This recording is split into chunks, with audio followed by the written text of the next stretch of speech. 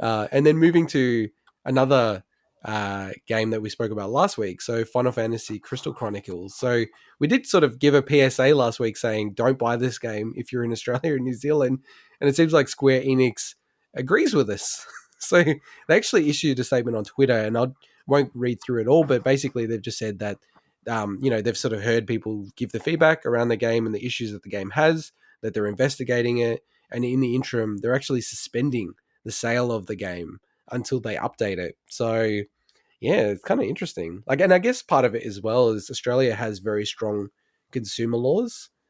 So I think like this game, you could easily get a refund even if you bought it digitally in Australia, because effectively it doesn't work in its core functionality of being an online co-op game. So yeah, no, I gotta, interesting. I, I gotta say, obviously, it was horrible for them to have not kind of. It was probably an oversight more than them, or maybe just not actually being able to test what someone's experience is like in Australia. Actually, attempting to connect to these servers, maybe they just don't have the ability to even test that. But I good on them at least for taking it down until they can resolve it. Yeah. Whether or not it means it'll ever actually get put up again or not, that's always a possibility. I've actually run into that before, where games have been taken down from sale because of like copyright issues with licensed music, and Yeah. like a month after they were put up, and they never came back down. So there's literally, for instance, RPGs on the Xbox One that I can never actually even play because they've just been taken down. But it's good on them for at least doing that, so it's not going to hurt more people on that. Yeah, no, I agree. It's just like the thing that annoys me is that the technology around distributing, a server and then instantiating servers, like in different regions, it's so streamlined these days.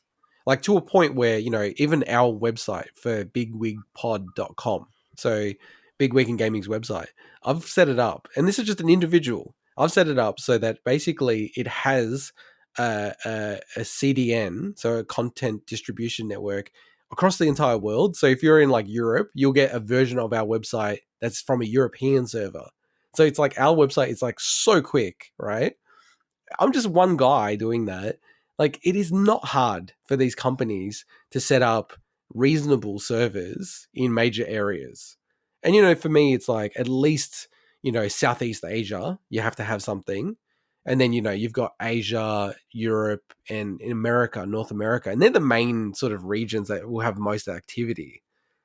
Like it annoys me when people were going really crazy about this with Fortnite, because Fortnite didn't have good servers in Southeast Asia for a long period of time, to the point where people were like protesting, going nuts about it. So it's just strange to me that this is still a problem. But I agree. I'm glad that they finally listened. There's a lot of times where Square Enix hasn't done this with online games, and though I do think that they will never get around to fixing it.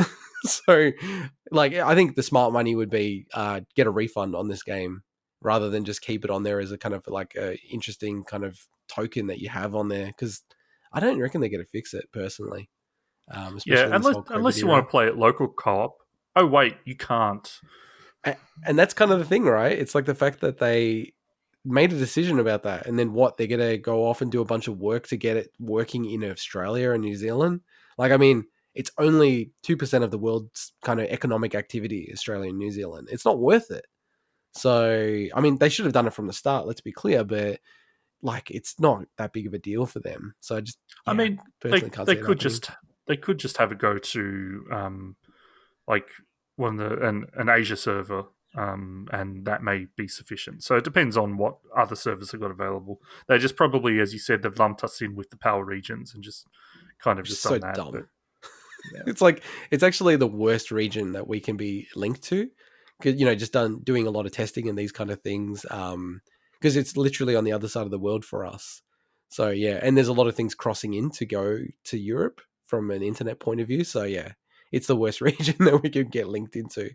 But yeah, no, like you said, it's good that they've responded, and I guess we'll just see eventually if they ever bring it back, and even let's dream that they bring local co-op and sort of change their mind on that, given how critical it is to that game.